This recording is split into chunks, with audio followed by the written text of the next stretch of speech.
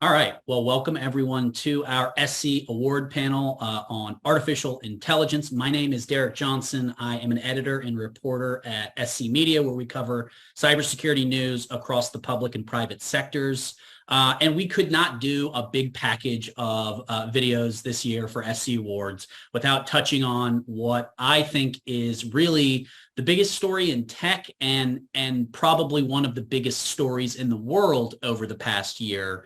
Over that time, we've really seen an explosion of promising, if imperfect, commercial and open source generative AI models come out. And it really does feel like we're in those kind of really interesting, heady early days of figuring out all the interesting and cool and useful use cases that exist for these models and other AI systems, what kind of business processes and business needs they can handle today. And what they might be able to do tomorrow, next year, 5 years from now.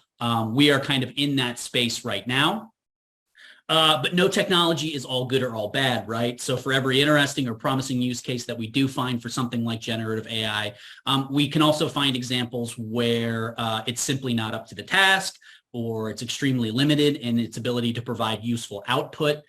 We've also seen a number of models face controversy over where they get their data, how they get their data, a lot of the privacy, the downstream privacy and security implications that stem from that, questions over whether these algorithms discriminate against certain groups.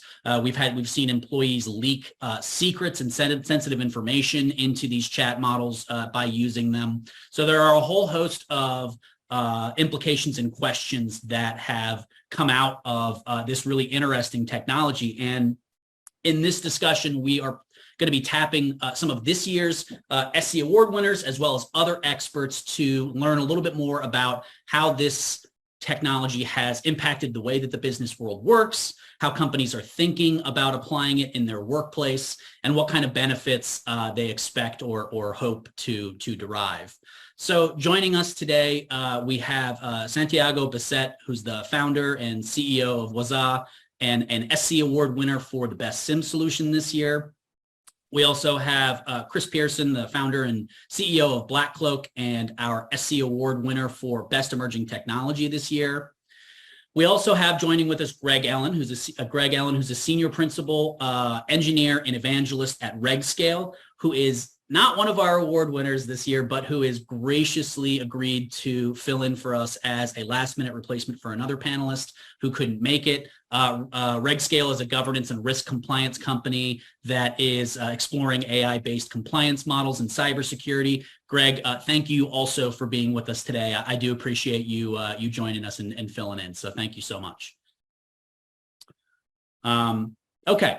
So, where I would really like to start this discussion is if we could just kind of hear from each of you very generally, what do you make of the last year in AI that we've all kind of been witness to? I know that in my line of work, cybersecurity journalism, prior to last year, there certainly were companies who were in the AI and security space. But they were almost laughed at or snickered at or dismissed by a lot of folks in the security community, sometimes for, I think, good reasons, because I think the technology was and still is prone to kind of hyperbolic claims and magic thinking.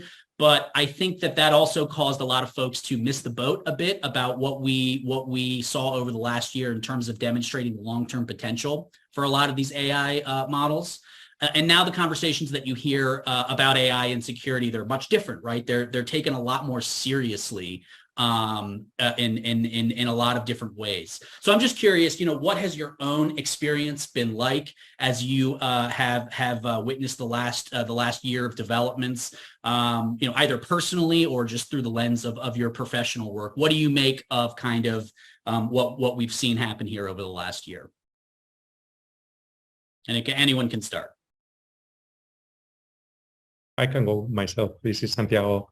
Nice to meet you, and thank you for inviting me to this panel. Thank you. I think AI has been used in cybersecurity for a long time. Not generative AI, which we are going to, I think, talk about, but AI for anomalies detection or behavioral analysis. I think it's been in the field for a while, and we are all familiar with it. I think this last year we've seen an explosion, right, with generative AI, ChatGPT, Google Bar, Llama, all these models that are showing value and are helping cybersecurity professionals in daily basics. And I think that's the big difference this year. We are actually accessing this type of technologies for, I would say, for the first time, at least in my experience. I think this is the first year that I've used these technologies for something actually useful and productive, right? We can talk about that later, and use cases that I have seen in cybersecurity. And I'm learning at this point because there are new use cases for generative AI. Every few months, we can learn about more use cases, but I can think of a few of them that are really, really useful and that I think are interesting. Yeah, and before we go to the others, were you one of those folks who was skeptical about kind of AI before this? Kind of give me a sense for where you were and whether your mind has been changed at all by kind of what we've seen. Yes. I have to confess, I was very skeptical. Now I am amazed by the power that the AI technology is showing. But I was skeptical. I've heard the term AI used in many marketing, for marketing and buzzwords many times. I think we've all heard that. So I was skeptical. I've seen supervised models working really well for anomaly detection. So I have to give that credit to those models. But I haven't seen these generative AI models working so well until early this year. So it's really amazing. I think I was skeptical, but now I'm not so much. Awesome. Can we Chris or you want to weigh in? Yeah, I was about to say, I think what we saw this year is just revolutionary from a few different perspectives.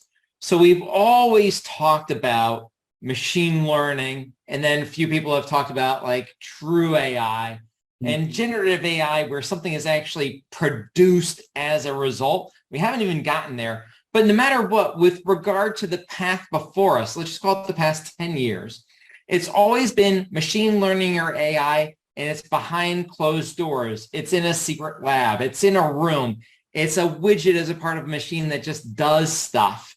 And sometimes some people, limited people, see the output from it, but it's not something where it's massively consumable. Probably the biggest shift this year in 2023 has been this, that every single person has the ability to partake in the creation of something using generative AI.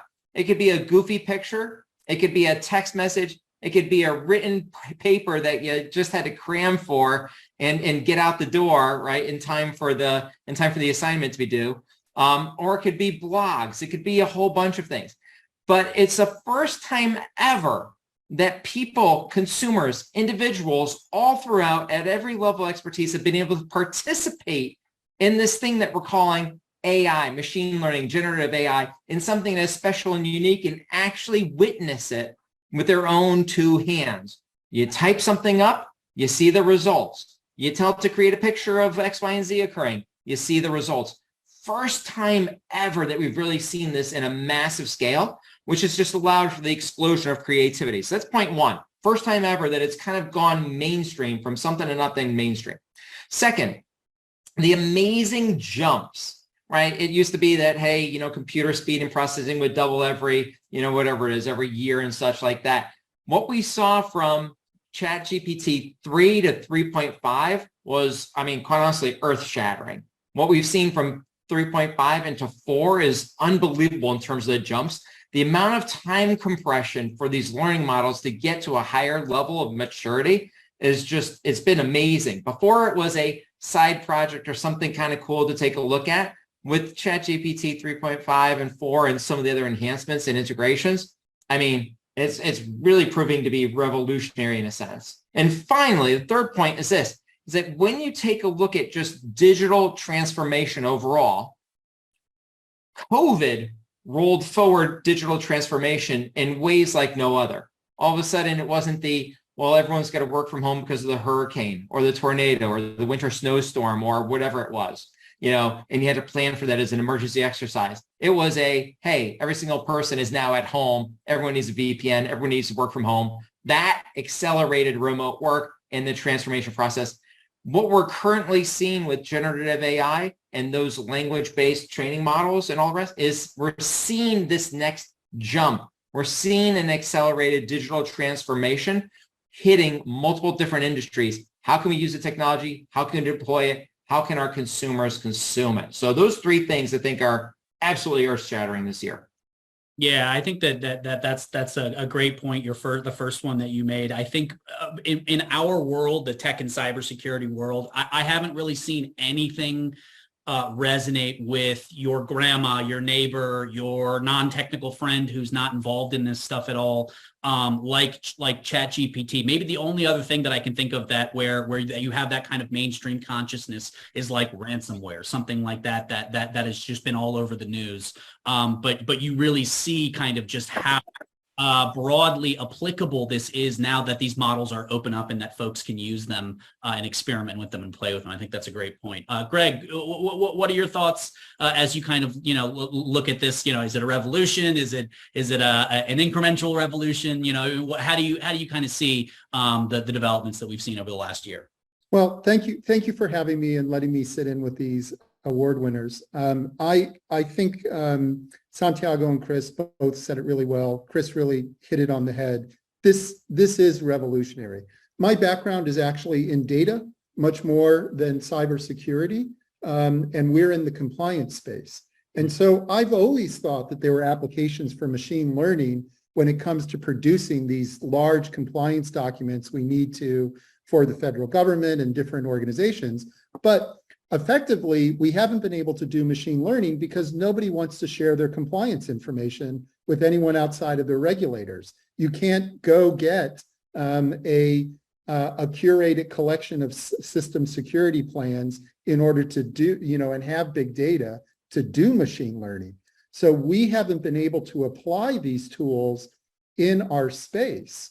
But suddenly, we now have generative AI, that's capable of creating content. So I agree with Chris. This is revolutionary, and in fact, it's an evolutionary event from the standpoint of we're about to cross some type of threshold where we won't be able to go back. It'll be very hard to go back to not having this available on an individual basis, and with the developers that I work with. It's a part of our work stream. It's a part of our daily work stream. Help me write a regular expression, help me figure out some hard bit of code that I know how to do, but it would take me 2 hours to get it right. And suddenly I'm being much more productive. And I think the big difference of having machine learning that we've used before that's categorizing existing data, that's helping us do analysis, versus suddenly artificial intelligence, which can do what has previously really been a human task of creating new content, creating that, being able, so simply getting us over the blank page problem, or being able to draft content is a huge productivity gain. And in our space, again, when it comes to these large documents, how can this help us? The co-author paradigm that is appearing everywhere with these tools, and what that means in the compliance space. And then lastly, the larger concerns that people have had. This is a very powerful technology. And whenever there's powerful technology, there's risks. And whenever there's risks, there's compliance. And so we're very interested in those questions. Yeah. And we're going to get to some questions about some of the downsides or some of the challenges that these technologies create. Before we do that, I want to kind of continue that line of thought that you were on there, Greg, about when you think about this technology, not just generative AI, but a lot of the other AI applications. when you start thinking about use cases for some of this stuff, where do you see some of the most promising kind of potential use cases in the business world, in the technology world, or, you know, for someone like Greg in the compliance world, right? What kind of functions or business processes do you think are really ripe for using these kinds of technologies? You know, I think we're probably going to see a lot of experimenting and small bore integrations of these models over the next few years. And I think one of the things that I'm always curious about is like, where's the low hanging fruit? Where do you start, or where do you get the most bang for your buck with what you have? And we can start right back with you, Greg, and go around. Sure. So let me, I think I do think that the co-author, you know, my ghostwriter, my co-author, that's appearing to be a very dominant use case for these tools, whether it's with text or it's writing code, that's coming out. And I think what we're seeing, I think that in our space, in cybersecurity and compliance, we aren't seeing anyone's job being challenged at the current time with this. But what we are suddenly seeing is, oh, I can do this stuff that was very hard for me to do before. Right. So I can, and so I can, so I suddenly, and so some examples of that are, oh, let me help the developer write some initial documentation. Right. We were, you know, it wasn't, that's a thing that's happening. I think a way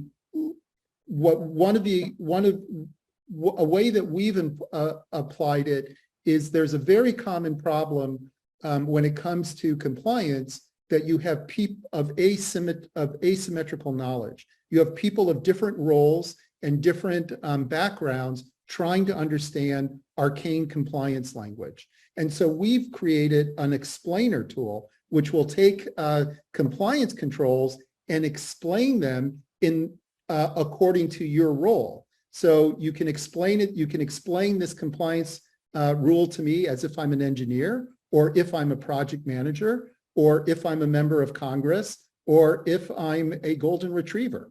And so you can get these, so you can suddenly translate existing information to your role and kind of and accelerate the process, rather than someone having to go have back and forths trying to understand what's being asked of me.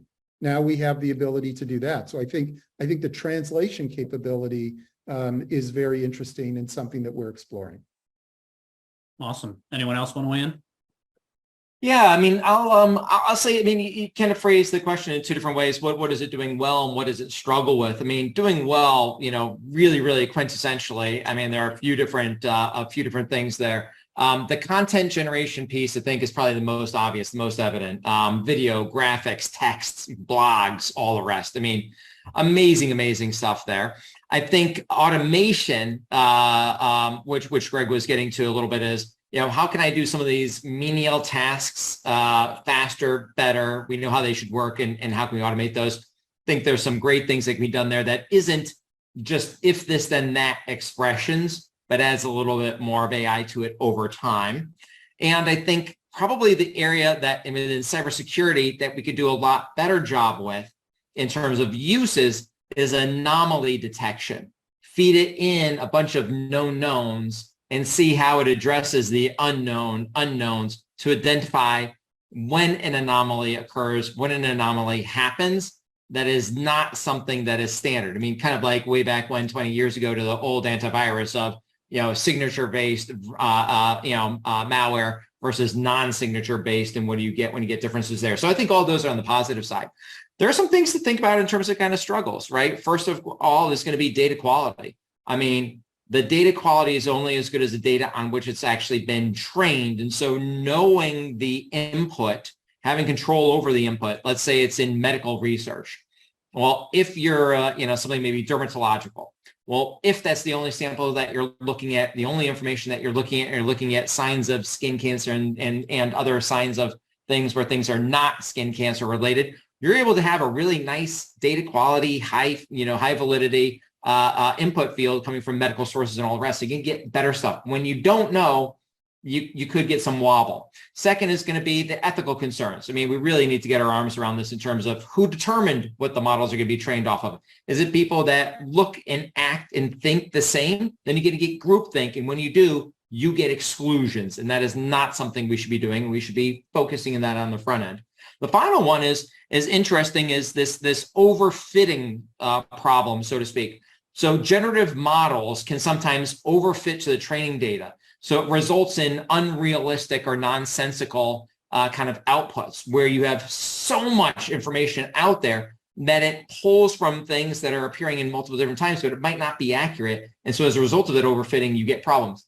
Probably the most recent example would be that one lawyer in the lawyer's brief that, set AI, ChatGPT out to just, hey, write me an argument that says this. Well, it pulled from a whole bunch of things, but what was the weighting of it, right? Was it looking at only legal cases that were in that state court, in that district, in that federal jurisdiction, ones that actually had not been disproven? Was it actually looking at that, or was it looking at opinion pieces? Articles by scholars, articles by law professors, and mixing in things that are theoretical, but not something that the course will rely upon. And that's where you can get some problems on that overfitting area. You also, too, can get that on the cybersecurity side as well. So you got to know what that model is. But by and large, I mean, let's think about those, let's talk about those, and then let's move forward. But just let's do it with eyes wide open.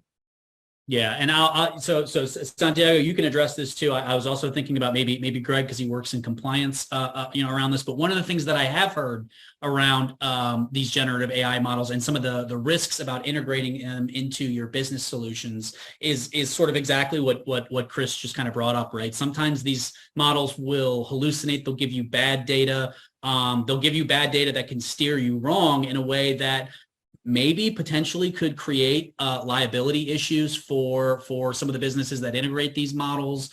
Is that something that you think about, or that you think is a concern? I've heard folks say that this is something that can be trained out of a model over time. I've heard other folks who think that a lot of these problems and flaws are really inherent to the way that these models work. But do they present any kind of risks to businesses when you're going and trying to integrate these things into your business processes? And yeah, I think they certainly do. I think that the relationship that that humans have had with machines for a while now is that machines can be can be in many situations trusted to reproduce the same results each time, a consistency that could be hard for a human to achieve. And so we have an expectation, whether it's with our calculators, our computers, or our factory lines, that they're going to be fairly consistent if they're working.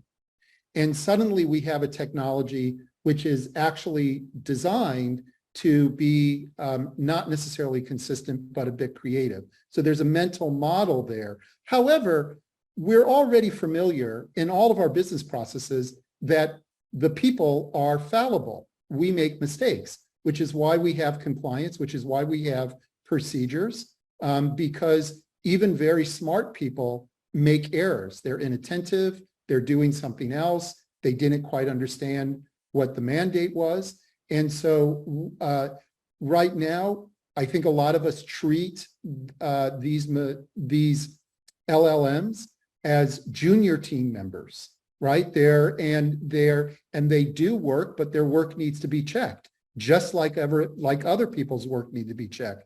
If you suddenly say, well, I don't need to check it, I trust it the same way I trust my calculator, you're going to be in a world of pain because they're different items.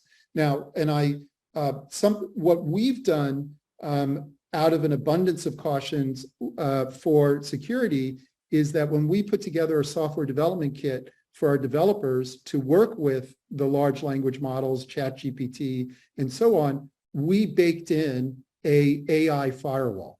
So we built an SDK to work with these tools, but we included inside of that basically the ability to add in policy rules, so that now we give the happy path for working with these tools includes the same type of strategies we've always used in cybersecurity of a controlled gateway for the information that's passed in and out.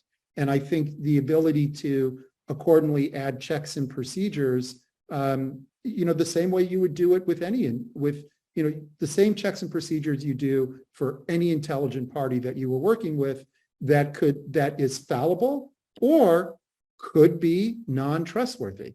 We've all dealt with insider's threat. That's nothing new.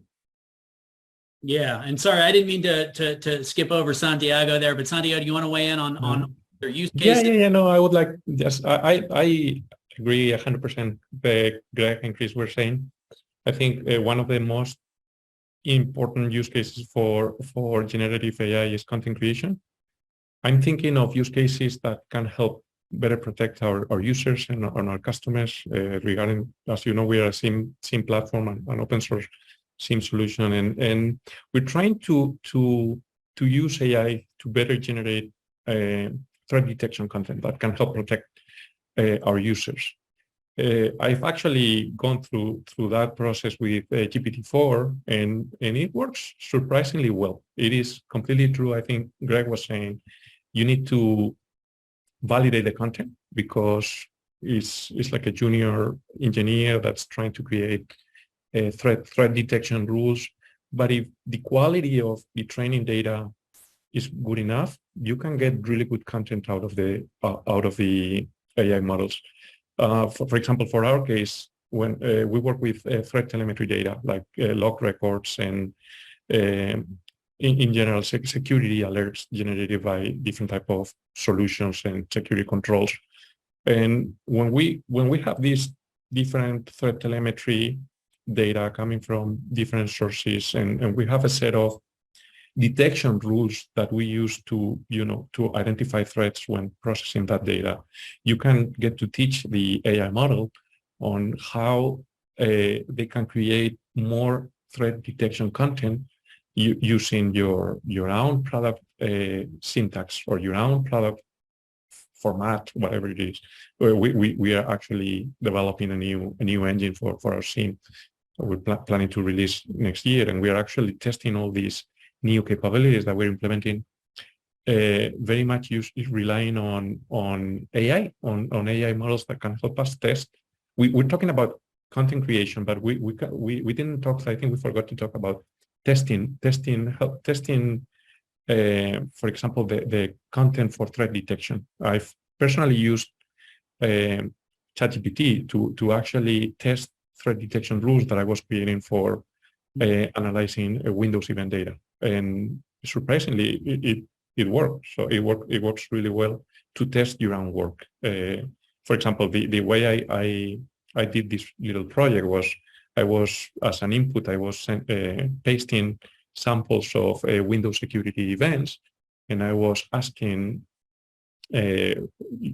what was going to be the output based on a predefined set of threat detection rules, right? And GPT-4 was capable of telling me, oh, with this input, you're going to expect to have this type of alerts. So it's interesting that, and on top of that, I can see in our project being open source, I see our users community developing use cases around AI, mostly related to enrichment of security alerts, providing context to security analysts around certain threats.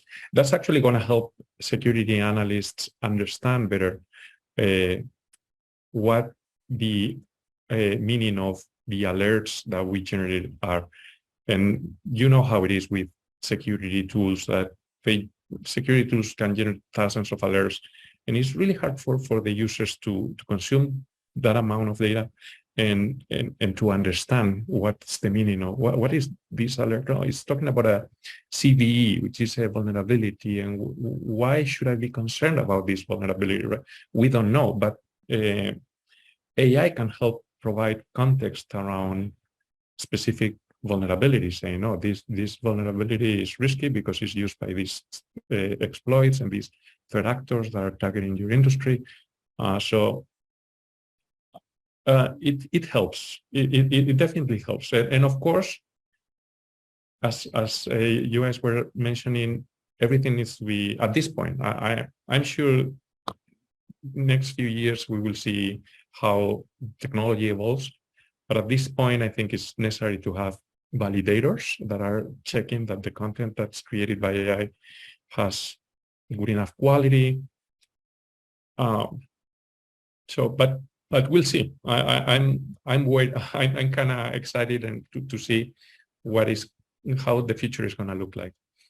Yeah. I think that the last part that Santiago touches on, that's like the most exciting in cybersecurity, right? It is absolutely the most exciting in cybersecurity. You hire amazing, smart analysts that are able to think in 4 dimensions, but how do you actually get the volume of alerts, the key pieces of data that stretch from 10 different, 20 different databases, whatever it is, in to say, this might be something that triggers an anomaly. This might be something you should look at. Your rules are all looking at, I want to see when PowerShell runs and it shouldn't be running. Well, here are some certain items here that you might want to be alert to, that I see that when you look at one item and one item and one item by themselves, they lack context, but taken as a whole, it shows something that maybe you, Mr. Miss Analyst, should take a look at. This is the exciting area of anomaly detection and fraud and anti-money laundering, huge anti-money laundering type of activities here,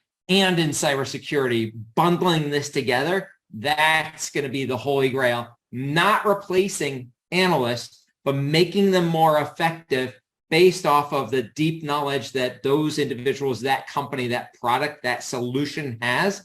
That's going to be revolutionary for our industry. Yeah. I was going to say sort of, if I had, the 2 kind of clearest use cases that I can see myself in cybersecurity for some of these technologies is sort of what Santiago talked about, right? Integrating it with your SIM to help connect dots, to help process massive amounts of data in ways that humans necessarily might not be able to, and kind of narrow the range of problematic alerts that they need to investigate or validate. The other area is threat intelligence, both in terms of content generation and helping contextualize certain things, and then kind of serving as like that SOC assistant for someone to test out, detection rules or something like that. Those are kind of certainly some of the things that I've seen floating around in our neck of the woods. Like I said in our intro, there's the good and the bad here, right? And we've talked about some of the good. Other kind of emerging technologies, I would consider social media to be in that group over the last 25 years. They managed to kind of change the way that society works, and they yield these huge benefits, but they also bring with them or exacerbate a whole host of problems in society around things like privacy, security, advertising, politics. There has been a lot of prognosticating about what impact the role of generative AI will have on all of those issues. We are a little bit in the Wild West here, where this is a largely unregulated environment. As of right now, we'll talk a little bit more about the regulation aspect of it, but just as a society, how should we be approaching this emerging technology? How do we take advantage of the cutting edge benefits that AI can provide, while still sort of remaining appropriately skeptical about what it can't do, about what we think it might never be able to do, and where it might create or present real ethical or other kind of dangerous considerations for the way that we operate? It's a big question, I know. Yeah, I had to think about this one ahead of time. I wrote down 5 things that I think will get us on the path. I'll say them shortly because I know we've got only a limited amount of time. But first, ethical AI development. Look, let's make sure that we're ethically figuring out who's going to be doing the designing, what data sets in and out. How can we go ahead and have some ethical guidelines and principles here that we all try to abide by, but that there's kind of situational awareness within the companies that are doing it, so we can build it right from the ground up. That's one of the first things. Second thing, responsible research. Once again, making sure that we encourage responsible research and development practices. And this means actively working in that area, working with government, working with industry, working with regulators, working in that area to make sure that dollars that are going in have some responsible research items around it.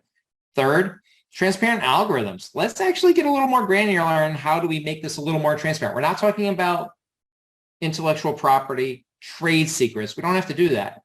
But how can we describe, transparently what the algorithms are designed to do or are doing? It's almost like back, with biometric scans and facial scans. Let's just say where the models do well and where they don't do well. Let's make sure that we have some knowledge of that, folks. I think we learned a lot of lessons from that. Fourth, privacy protections. It all starts there. Look, these are real people, real humans adding real input. Let's protect the data, protect the information, protect what it is they're sending and receiving back and forth in a way that's meaningful. And then finally, education and awareness. So we all are here today talking. We're going to be more enlightened as to the pros, the cons, how to decipher. Not everyone else will be. They might, I forget who said it, whether it was Greg Santiago, they might be taking some of the stuff as what was the input of a calculator. 9 times 9 is 81 and just is what it is. I typed it into ChatGPT and it came out with the answer. It says it's artificial intelligence. And it means it's smarter than me, which means it is the truth.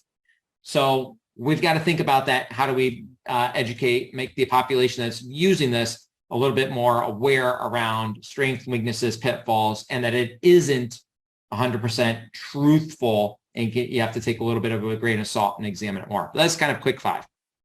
Yeah, awesome. Anyone else want to weigh in? You don't need 5 examples. Well, I was going to say I was going to toss in really quickly. I think the ethics is particularly interesting because I think for the models to remain relevant to a large customer base, the ethics are going to have to be kind of varied in order to support that, just as varied as the ethics are among people in societies. So I think I think that's interesting. Very pro on transparency. When you really come down to compliance, transparency is a key thing. Where is the data coming from? How do we know how things are being made decisions? I would say I think one of the reasons that ChatGPT has been very successful is good limiters. The ability, any system needs good governance and limiters to perform well. A fast car without good brakes is generally a problem.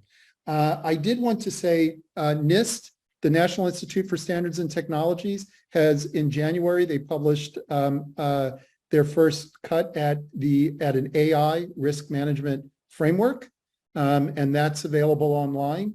So there are a few frameworks that are starting to come out there.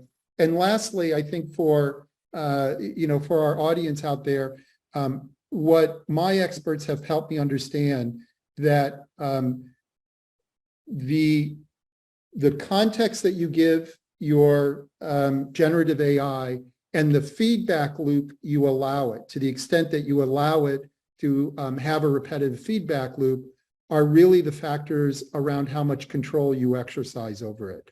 The larger the context, the longer the memory and feedback loop, the more the AI could do unexpected things. So just put that out there. Okay. I think you guys already, Greg and Chris already mentioned pretty much the biggest risks of these type of technologies. I think data leaks, if I had to add something, data leaks are a big concern because everybody is using this like crazy, right?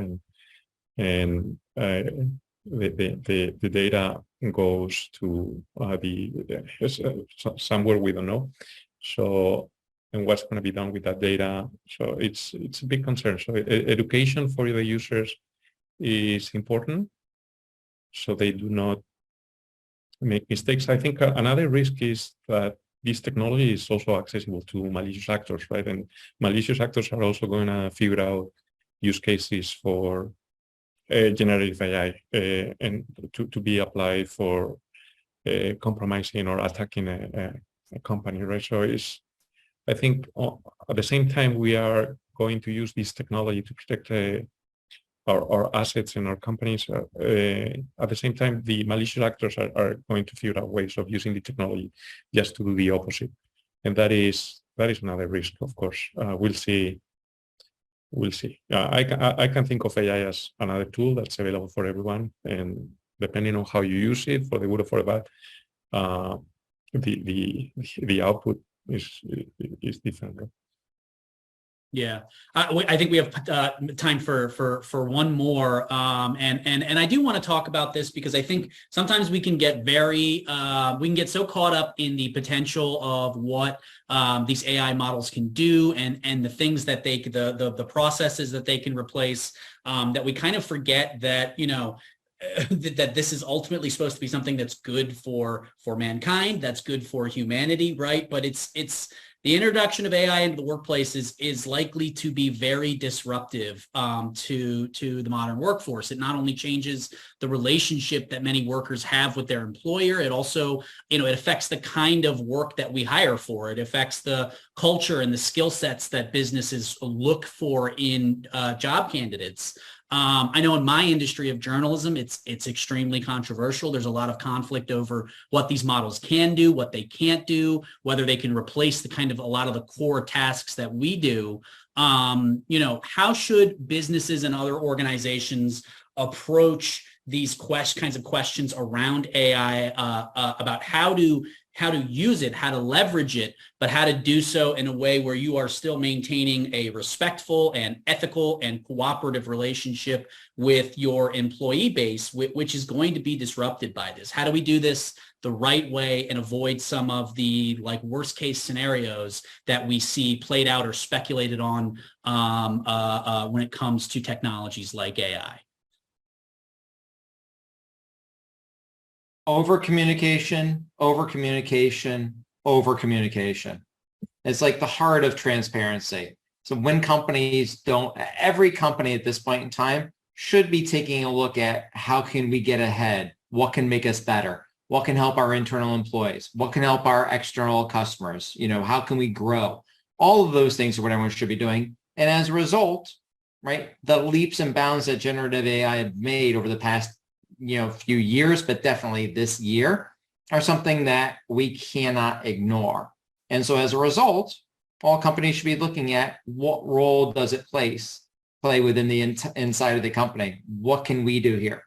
And they should communicate that from executives on down, open forums. Hey guys, we're looking at using, generative AI, let's just say, within our company in a few different key areas. This doesn't mean people are losing their jobs.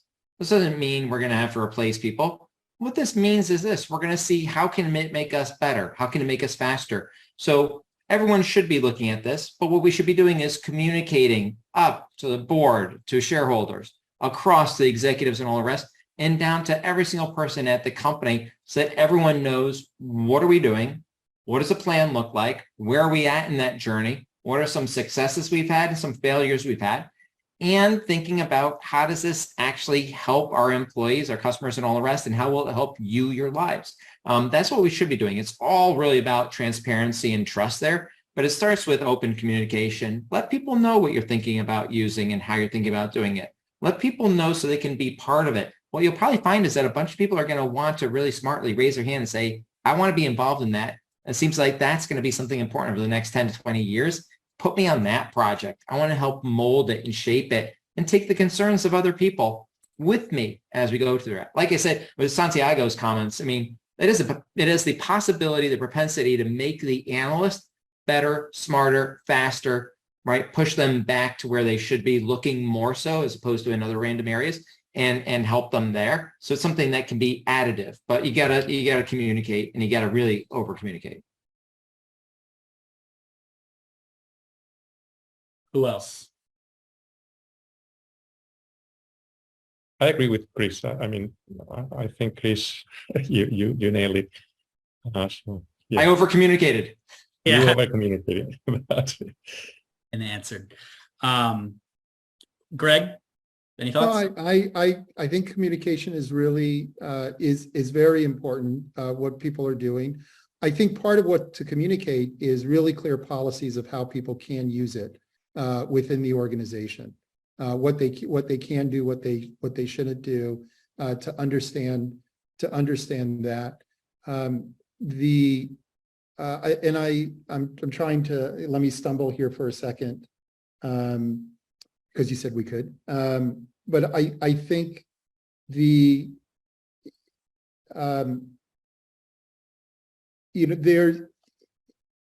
I think finding successes that are on brand for your organization.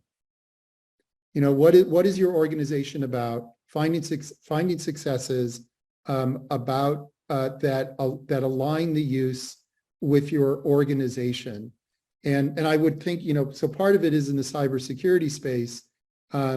Can we, as an industry, can we as individual vendors, can we use these tools to communicate more clearly to our customers, to people, because what we do can be very complex and filled with arcane language. And so if we, whenever I remember what I wanted to say, so you can, but I remember the key, we happen to be dealing with a workforce that has tremendous amount of experience with technology, right? So this is not 30 years ago when people were just starting to get computers. This is not, everyone has a phone.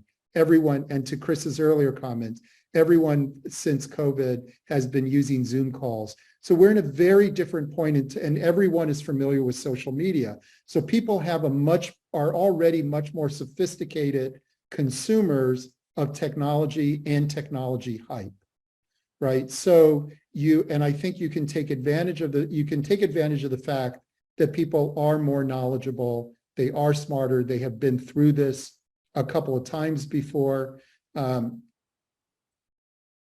The generative AI is going to have a broader impact because it's in so many different areas, as Chris was indicating before.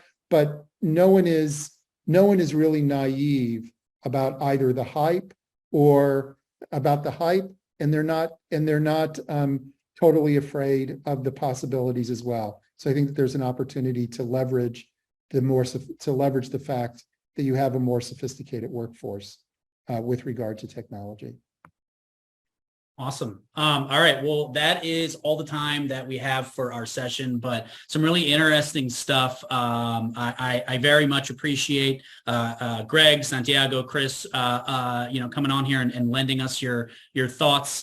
This is not going to be the last conversation that I have about it. It will not be the last one you have, but it's an interesting check-in kind of 1 year into the potential revolution here. So thank you so much for your time, and for the audience, I do hope that this was a useful session for you. Thank you so much, and goodbye. Thank you. Thanks.